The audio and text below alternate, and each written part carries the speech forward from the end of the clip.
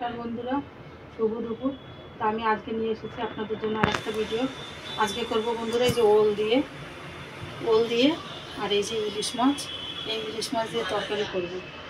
তো ওল কারা কারা খান কমেন্ট করে জানাবেন, আর বন্ধুরা সঙ্গে থাকবেন। তো আমি ওলটা কেটে কুকারে সিদ্ধ বসাবো, তারই সাথে মাছটাও ভেজে নেব। চলুন তাহলে আগে ওলটা কাটি। ওলটা আমার কাটা হয়ে গেছে, আমি কুকারে করে এখন সিদ্ধ বসাবো। বন্ধুরা এই যে আমার ওলটা সিদ্ধ হয়ে গেছে, আমি এবার এই ঝুড়িটা ঢেলে নেব।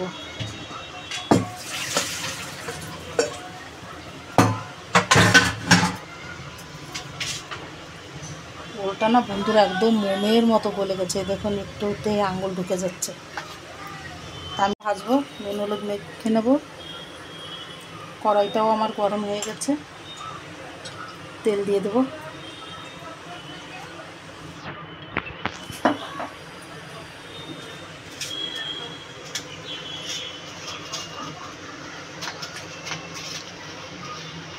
এই বাছ এখন এই বর্ষার সিজনে এই টাইমে একটু ইলিশ মাছটা একটু বেশি পাওয়া যায় বন্ধুরা।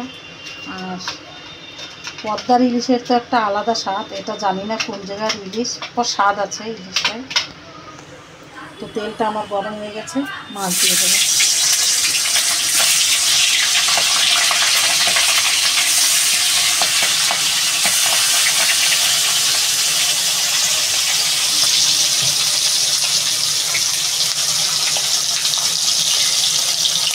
আর বন্ধুরা আমি এটাতে বেশি মশলা দেবো না ওলের তরকারিতে।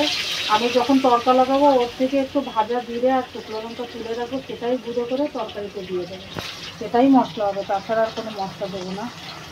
বন্ধুরা আমার মাছগুলো ভাজা হয়ে গেছে, কেন কি এটা তরকারি বানাবো তো, যার জন্য বন্ধুরা অত ভাজবো না, তাহলে আর মাছটাতে স্বাদ লাগবে না।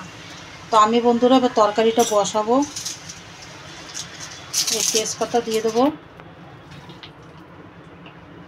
আর এই যে দিয়ে দেবো শুকনো লঙ্কা। বন্ধুরা একটু বেশি এই জন্য দিলাম, কেন কি আমি এটা থেকে দিয়ে দেবো গোটা জিরা, এটা তুলে রাখবো।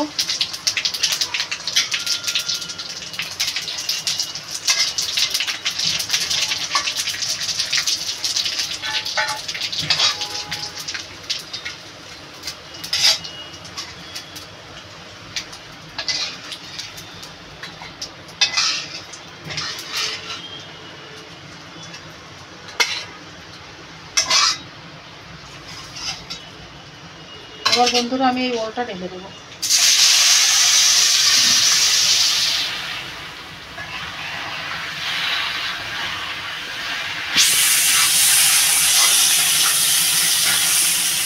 দিয়ে দেবো বন্ধুরা স্বাদ মতো নুন দিয়ে দেবো,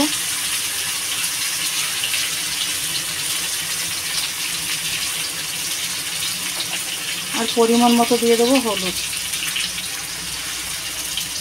আমি এর ওলটা একটু ভালো করে কষাবো, তারপরে জল দিয়ে দেবো। এত সুন্দর গলেছে না বন্ধুরা ওলটা, ভাবলাম বৃষ্টির সময় ওল গলে কিনা, কিন্তু খুব সুন্দর গলেছে।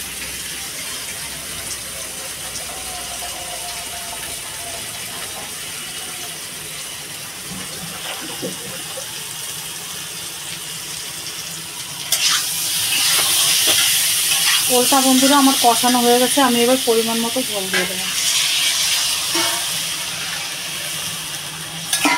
সিদ্ধ ওল তো বন্ধুরা, তোর জন্য ঝোলটা কম দেবো।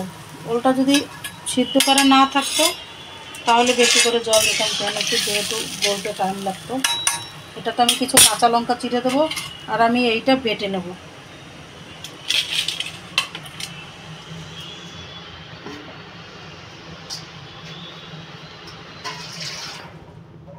ভাজা মশলাটা আমি বেটে নিচ্ছি, এটা বন্ধুরা জল দিয়েই বাটবো আমি।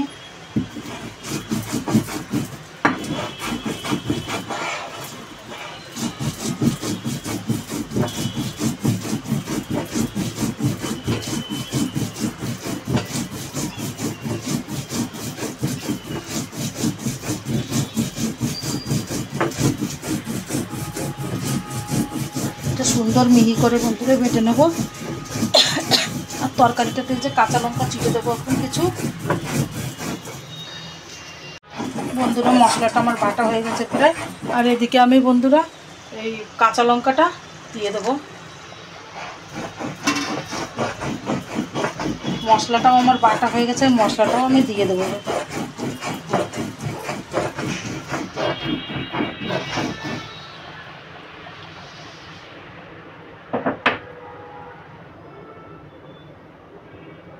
এই যে বন্ধুরা কাঁচা মশলা দিয়ে তো সবাই রান্না করেন, ভাজা মশলার যে স্বাদ, সেই স্বাদ কিন্তু কোনোদিনও কাঁচা মশলায় আনতে পারে না। ভাজা মশলার একটা আলাদাই স্বাদ। ভাজা মশলা দিয়ে তরকারি রান্না করলে পরে ভাত কটা বেশি খাবেন।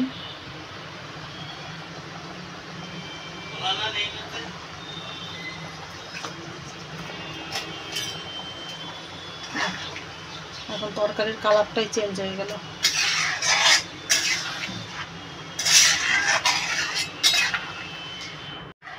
বন্ধুরা আমি এবার ভেজে রাখা মাছটা দিয়ে দেবো।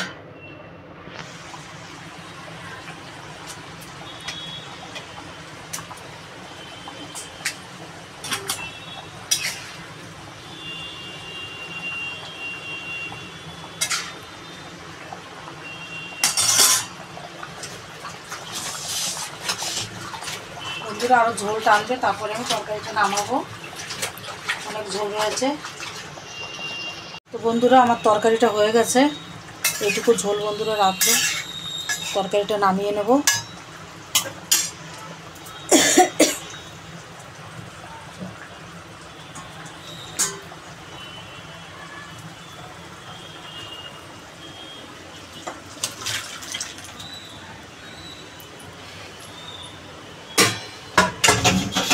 বন্ধুরা এই যে হয়ে গেছে আমার ইলিশ মাছ দিয়ে ওলের তরকারি। তো আপনারাও এরকম বাড়িতে বানিয়ে খাবেন। আর ভিডিওটা যদি ভালো লাগে তাহলে লাইক শেয়ার কমেন্ট করবেন। তো ভিডিওটা আর বেশি বড় করছে না, কারণ কি বন্ধুরা শরীরটা বেশি একটা ভালো না, কিন্তু আপনাদেরকে তো ভিডিও দিতে হবে, অনেক লোক অপেক্ষায় থাকে, তো যার জন্য এই ভিডিওটা করছি। তো ভিডিওটা বড় করব না। ভালো থাকবেন, সুস্থ থাকবেন, নমস্কার।